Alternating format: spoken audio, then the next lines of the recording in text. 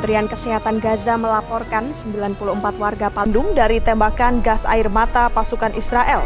Seorang warga Palestina, 250 warga Palestina dan 500 lainnya mengalami luka-luka.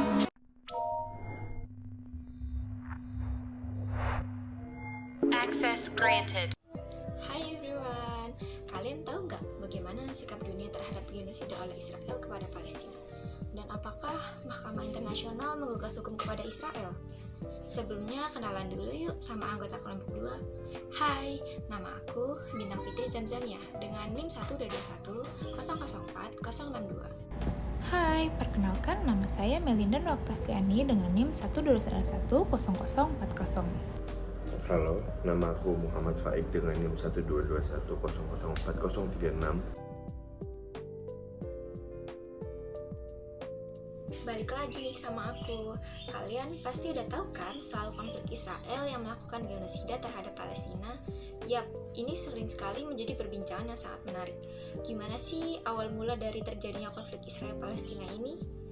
Jadi awal mulanya adalah pada tanggal 2 November tahun 1917, seorang anggota komunitas Yahudi Inggris bernama Lionel Walter menerima surat dari Menteri Luar Negeri Inggris yang bernama Arthur Balfour. Surat tersebut berjanji untuk mendukung pencapaian tujuan ini dan mendirikan rumah nasional bagi orang-orang Yahudi di Palestina atas nama pemerintahan Inggris. Orang-orang Zionis berbondong-bondong bermigrasi ke negara Arab yang dimana terjadi migrasi massal dengan adanya kedatangan orang-orang Zionis cukup besar pasca Nazi di Eropa. Karena Eropa menjanjikan gerakan Zionis pada 90% wilayah di negara Arab, yang dimana warga asli Arab Palestina, warga Palestina tersebut khawatir dengan perubahan demografi negara mereka sendiri dan adanya penyitaan tanah mereka oleh Inggris untuk diserahkan kepada pemukiman Yahudi. Lalu PBB mengeluarkan resolusi 181 yang menyatakan bahwa Palestina akan dibagi menjadi negara Arab dan juga Yahudi. Israel udah 4 kali menyerang Gaza dalam jangka waktu yang cukup lama, yaitu pada tahun 2008, 2012, 2014, dan 2021.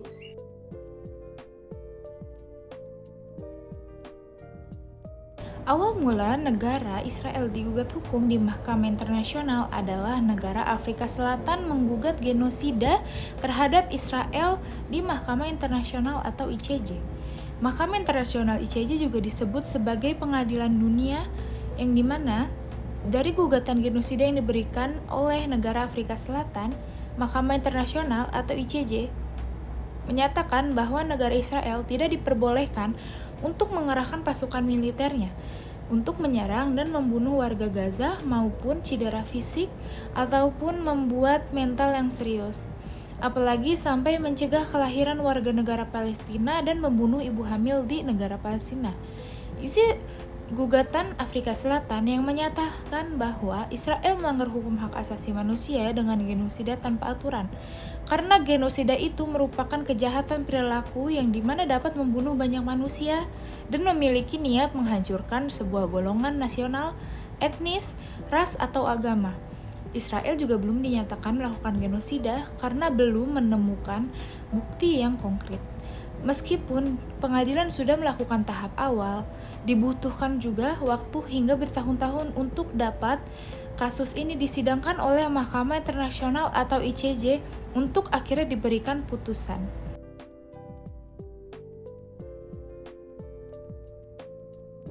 Aktor-aktor yang terlibat dalam isu ini ada aktor protagonis yaitu PBB, Mahkamah Internasional Palestina dan Afrika Selatan. Sedangkan ada aktor antagonis yang terlibat adalah pemerintah Amerika Serikat dan Israel. Tantangan apa aja yang dihadapi oleh aktor-aktor tersebut? Yang pertama, PBB tantangan yang dihadapi oleh PBB adalah solusi politik yang difasilitasi PBB di Suriah diperlukan menuju stabilitas regional jangka panjang. Dan selain itu, sulitnya mendorong solusi dua negara terhadap konflik Israel-Palestina yang akan memenuhi harapan sah Palestina akan negara yang otonom, layak, dan berdaulat. Yang kedua, ICJ atau Mahkamah Internasional. Tantangan yang dihadapi adalah keputusan ICJ mengenai pendapat mengenai tembok Israel telah menjadi kontroversi dan mendapat tantangan keras dari Israel dan sekutunya, termasuk Amerika Serikat. Selain itu, ICJ mungkin mengalami kesulitan mengumpulkan bukti dan mendengarkan kesaksian. terutama jika Israel atau pihak lain menghalangi upaya pengadilan atau jika ada kekhawatiran keamanan bagi para saksi. Yang ketiga, Palestina. Yang dihadapi oleh Palestina, tantangannya yaitu tantangan yang dihadapi kesulitan mencapai titik temu dalam sejumlah masalah dengan Israel, seperti masalah terkait Yerusalem dan apakah negara Palestina seharusnya didirikan berdampingan dengan Israel. Selain itu, tindakan kekerasan yang sistematis dan berulang kali dilakukan oleh Israel telah menyebabkan trauma kolektif yang melanda rakyat Palestina. Yang terakhir ada Afrika Selatan. Afrika Selatan telah mengajukan gugatan terhadap Israel, namun Israel membantah tuduhan tersebut dan menyatakan bahwa interpretasi Afrika Selatan terhadap kejadian-kejadian tersebut terdistorsi. Selain itu, Afrika Selatan menuntut penghentian operasi militer Israel di Gaza. Namun, putusan setelah ICJ yang diumumkan belum merupakan putusan final terkait gugatan genosida tersebut.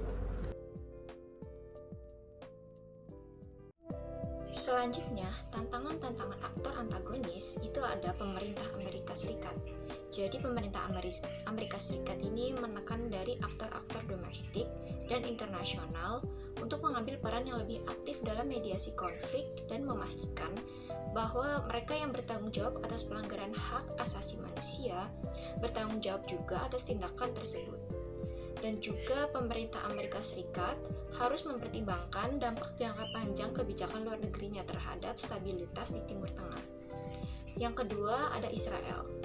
Dalam pembangunan pemukiman di Israel pada tepi barat yang diduduki, pemukiman ini dianggap ilegal oleh banyak negara dan juga dianggap sebagai penghalang bagi solusi dua negara yang diinginkan oleh banyak pihak. Selain itu, meskipun telah ada upaya-upaya perdamaian seperti perjanjian Oslo pada tahun 1990-an, tantangan dan ketegangan masih terus berlanjut.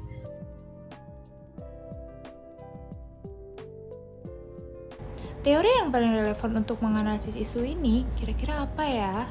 Teori hubungan internasional yang paling relevan untuk menganalisis isu antara Israel dan Palestina adalah realisme. Kenapa sih teori realisme yang paling cocok?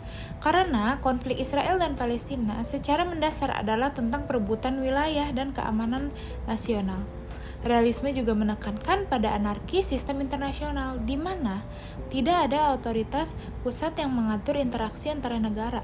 Konflik Israel dan Palestina juga menunjukkan bagaimana dalam ketiadaan otoritas global yang efektif, negara-negara dalam kasus Palestina, aktor non-negara juga mengambil tindakan unilateral untuk memajukan kepentingan mereka. Realisme juga menekankan pada konsep realpolitik, di mana keputusan politik ini didasarkan pada kepentingan nasional pragmatis daripada ideologi atau moralitas. Dalam konteks Israel-Palestina, kedua belah pihak telah menunjukkan kecenderungan untuk mengutamakan kepentingan nasional mereka. Jadi, sikap kami terhadap kasus Israel-Palestina adalah menolak atau menentang. Terdapat beberapa alasan mengapa kami menentang penyerangan Israel terhadap Palestina, yaitu pertama, penggunaan kekuatan yang berlebihan dan serangan terhadap warga sipil merupakan pelanggaran terhadap hukum internasional dan hak asasi manusia. Kedua, Israel menggunakan senjata yang dilarang oleh hukum internasional seperti gas fosfor dalam serangan tahun 2008. Konflik ini telah menyebabkan kerusakan besar pada infrastruktur dan ekonomi di Gaza, termasuk rumah-rumah, sekolah, dan fasilitas kesehatan.